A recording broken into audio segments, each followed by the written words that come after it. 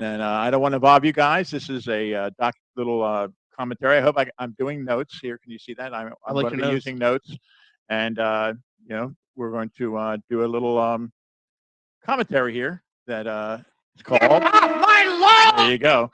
And this is a little bit more serious. We've done some clowning around with this in the first two times we did it, but today is this is kind of serious in a way. I'm going to take a little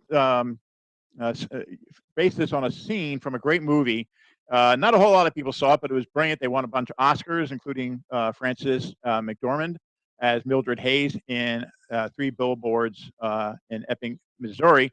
And her segment that won her the Oscar, I think, called "You're in the Gang," and that's to talk a little bit about this whole Ja Morant thing that's going on right now especially on ESPN. And this isn't about the network. This is about individuals who are on there and comparing what they did throughout the last couple of months with regards uh, to Dwayne Johnson, The Rock, and their coverage of him as opposed to what's been going on all week with Ja Morant, who was caught, if you don't know, was a video surfaced, the second one where he is holding a gun and he appears to be maybe he's impaired or whatever, but he's waving a gun, and that's it. No laws were broken or anything like that. But now the ESPN has gone on a tangent with this guy. You think he assassinated Kennedy the way that it's being portrayed, in my opinion. All this is my opinion. This is not the opinion of my co-host here or our sponsors. This is me. And but from the beginning of the XFL season till now, ESPN, Mike Greenberg had him on. Never asked him about overwhelming evidence of his steroid uh, antics. There was a huge article about by Fitness and Health by Daniel Hopper that he was the poster boy for steroid use in hospital in Hollywood. There was the Joe Rogan calling out Dwayne Johnson on his show about he has to be on steroids. He said this to millions of fans, and it was written up. It was covered by tons of articles across the internet. He has partnered with IMG, the owner of World's Strongest Man, condemned here in Pennsylvania for steroids. Um, he has teamed with them to start an event called Athleticon in Atlanta. It's online. You can go to IMG's event page. It's right there. He has teamed with them, and they're going to be joining forces with the NPC and IFBB bodybuilding, which is run by a guy named Jim Mannion, who's been banned by WADA, World Anti-Doping Association, for 8 years. 8 years. 8 years. Can I throw his fingers up? 8 years. This guy's been banned, blacklisted by WADA, the same organization that threw Russia out of the Olympics, but they only threw Russia out for 4 years. This guy's been banned for 8 years, and that's his business partner, Dwayne Johnson. You have him on, Mike Greenberg, Stephen A. Smith, Molly Qerim, Ryan Clark, did all these interviews with him from the beginning of the XFL season until the week before the championship. Not one question was asked of Dwayne Johnson about this behavior. But yet Ja Morant gets seen for 3 seconds on a video. It's the second time he did it, and no one's condoning it. But how do you not ask him a simple question? And I'm going to include in the gang aspect of it.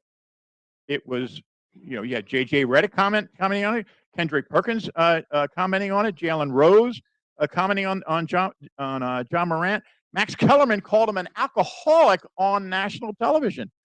How can you do that? And then you have Dwayne Johnson on your network, and you may not have been, the last ones I just said, you may not have been interviewing Dwayne Johnson. The first four, Mike Greenberg, Stephen A. Smith, Molly Qerim, and Ryan Clark, did interview him during the XFL season and never said a word about him, about his steroid antics.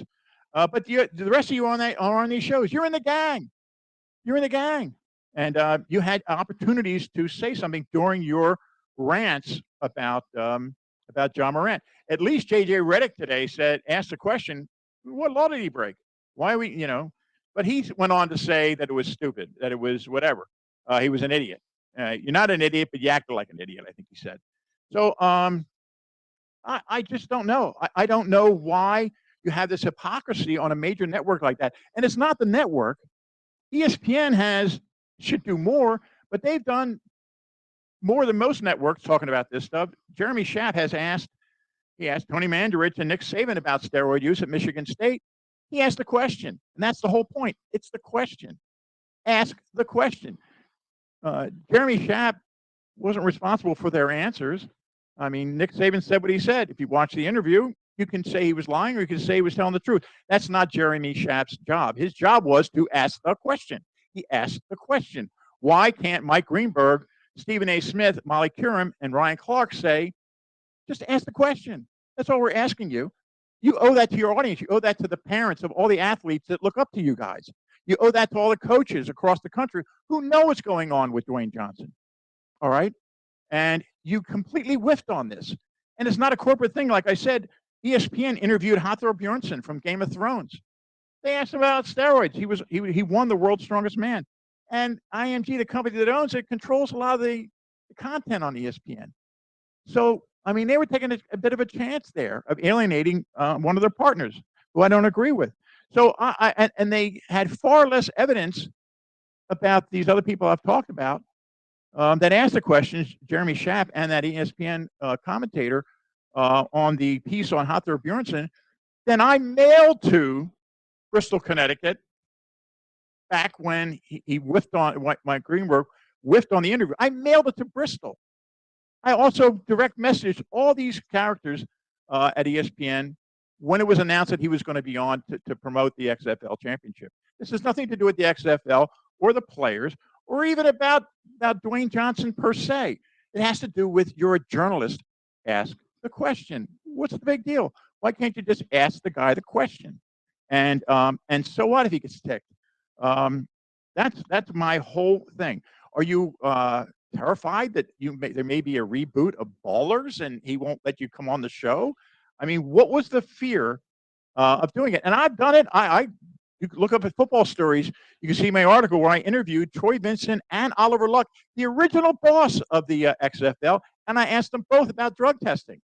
Oliver Luck didn't like it. At the end, he admitted he didn't know anything about drug testing when he tried to pretend he did. Go to footballstories.com. You have to scroll back a few years, but the article's there. Go to my nonprofit at poise, POYS.org. I've got a big article on there about Dwayne Johnson and what I mailed to the Joe Biden's campaign about why they used him as an endorser. I have it right on there. You can go to Free Press of Columbus and see my articles on Arnold Schwarzenegger. I mean, I'm not backing out of it. Why can't you? Why can't you just simply ask the question? I'm not trying to judge them. I'm not trying to judge anybody. But your job, damn it, is to ask the question. Ask the question. Ask the question. You blew it. He's gone. We don't even think there's going to be an XFL next year. When is the next time you're going to be able to do your due diligence? We don't know. And that, for today, is... Oh. Sorry. My law! The wrong one. Anyway, that was my rant. I don't know what your thoughts were on it. You don't have to. You're not obligated to comment on it because these were my comments, not of our sponsors, not of these guys. It was mine. No, I mean, I think whether or not the actual specifics of this particular rant and the people that you're talking about, I think you brought up one of the greatest, I think, things that we just have to talk about when it comes to journalism, and that's to talk about when it comes to the media, which is what is your duty, what is your role as a journalist, as a member of the media. To me, and ask the stinking question. And asking questions and asking the things that are actually going to give us some type of insight into, what's actually happening in the world is kind of the biggest piece. I mean, whether it be sports, whether it be politics, whether it be entertainment. I mean, 9 out of 10, I would say 99 out of 100 interviews that you see with people are just these softball type questions that are lobbed up just to kind of pat somebody on the back and basically make it to where now you get a chance to talk with them again or whatever it be, just for clicks and views and advertisement dollars. Whereas though, like, the whole reason why we have, journalists and the reason why we have the media in those entire things and free press is the ability to ask hard-hitting questions, is the ability to get to the bottom of certain things in which need to happen. And when we have people like you've kind of, kind of propped up there, whether it be The Rock or whether it be anybody else who are these poster, children or faces of these things that we're obviously catering to our youth and kind of, trying to give them role models and people like that to look up to. If you're not actually trying to kind of peel back those layers to show who these people are as individuals and as people, whether they're worthy for parents to allow themselves to let their children kind of look up to these people and idolize these people, then it's like, what are we doing here? So I think at the end of the day, I think whether or not you agree specifically with those comments, I think anybody who's anybody can kind of look back at it and say that that is something that we need to kind of take a deep, hard look inside of us as a country, as a culture, and say that's something we need to do. Tear this guy down, Yeah. to the level. That's what prompted me to do this. Right. Was watching these same people who whiffed on those questions. Yeah. You're now you're jumping all over this guy. He's not in the studio. You didn't see anything. You don't know anything. You don't know if he was drunk. And you're calling him an alcoholic on the air? I think there's parts of it too. 23 years old? Right. Like those are comments that, like, at the same point, when it comes to journalism, like, you don't say things that you don't have sources for. You don't say things in which you can't back up with factual evidence. I'm backing up what I talked about with Dwayne Johnson. Right. Here it is. Yeah. I mailed it to you. I didn't just like send it to you on Twitter. I did it eventually, but I mailed it to you to ESPN. And I think anybody who's anybody can look at the situation and say, like, all right, bro, you're being an idiot, right? Like, I mean, it's okay to call the dude, an idiot for what he did. It's okay to kind of come at him and say, like, hey, especially as a player who, in the same token, is in a league, has a face, has a brand that kids are going to look up to, that the league wants him to be a star player, wants him to be this type of role model to kind of, to the youth in that kind of a way. And, like, yeah, you were dropping the ball. But also, let's not pretend like there's not 100 other different examples for people who are in that same exact situation, whether it be black, whether it be white, whoever it is. And we do tend to kind of cover those things a heck of a lot different as a media, society. They made and that just needs to be a part of it that is kind of also said along with this. And maybe this is also just a bigger problem with the way that we, have our 24-hour news cycle as a society, where when it comes to a place like ESPN, who could, for many years basically play replays or whatever it might be. But now, of their 24 hours that they have, probably 18 of those hours is taken up by somebody sitting at a booth, having to have something to talk about, bringing something fresh to make sure listeners are still listening for the advertisements and all this other kind of stuff. Is same problem we have, whether you're red or blue, wherever you're on the politics side. Both of those sides have the exact same problem, where we just over analyze and have to talk about something, where you get to the point where all you have left to say something is either to repeat the same things or start throwing outlandish things out there in order to keep those viewers to kind of keep listening. And now it's like you have lost the integrity of what you're actually talking about, because all you're really trying to do is bring an entertainment aspect to this and not actually give the news, which is what your duty as a newscaster or a sportscaster or whatever it should be, is to deliver the news in an unbiased way and cover it fairly. And unfortunately, this whole situation has not been covered fairly from a perspective of that, you know what I mean? Of being able to kind of show those delineations. I wrote in my note to them, I wrote them a note today, direct message. And I said, at least Jalen Rose brought up that politicians use guns in commercials. We had Kid Rock firing some big weapon to blow up beer cans. He looked like he was drunk. Yeah. He is the town drunk of Memphis, Tennessee. I mean, I can say that without any fear of being wrong. He is the town drunk of Memphis, Tennessee, and because he didn't like the beer company's spokesperson for one ad, he's out there wasted, blowing away beer cans.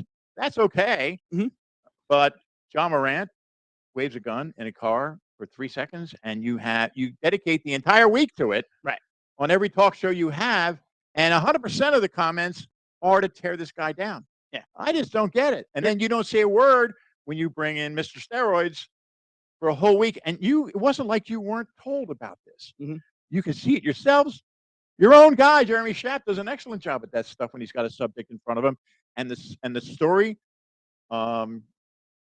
brings up that you need to ask a question. Just ask the question. That's all we're asking. We're not asking you to defend the person you're questioning or say whether it's right or wrong. Just ask the question. Is it so hard? No, it shouldn't be. It shouldn't be, right? And I backed it up. I did it. You can go online. My stories are on there. I asked these people Oliver Luck didn't like the interview. They Yeah. let I understand, the media relations company that they used and set it up was dropped after that. And like that's where the thought process comes from here with this kind of stuff. And like, this is where it kind of gets into a bigger, deep-seated issue, which is like, free press is free press, right? Like, right. there shouldn't be these affiliate conglomerate type things that basically can blackball an individual for doing their job. Like, at the end of the day, a big reason why you don't see more people at press conferences asking these hard-hitting questions is because there's an opportunity that they won't be invited back, that they won't ever be able to ask another question ever again. Yeah. That they will be basically used as an long- example of why not to step out of Look, line. there was that went on when Jalen Carter was drafted, and that guy is back. There's no they kind of kissed and made up. All right. So if the question wasn't a lie, now there has been journalists who are not invited back because what they were writing about wasn't true. And that's completely different and has no place in journalism. Correct. Right. So anyway, to end it that, because I think we're going to have the doc on here soon, is that all we're asking you to do at ESPN, not ESPN, because like I brought up several examples where they did the right thing on a number of occasions over the years. They had and same thing with CNN. Same thing. They had them on. Jake Tapper totally choked on the interview, and they have we've gotten away because of these almighty corporations. But then again, this corporation had always asked a good question. I think it's these guys. It's not that network, right? And I think they're all that whole ballers thing. Hey, I want to be in his corner. I want to be on his good side because maybe I'll see him at an award show and he'll say hi to me. Yeah.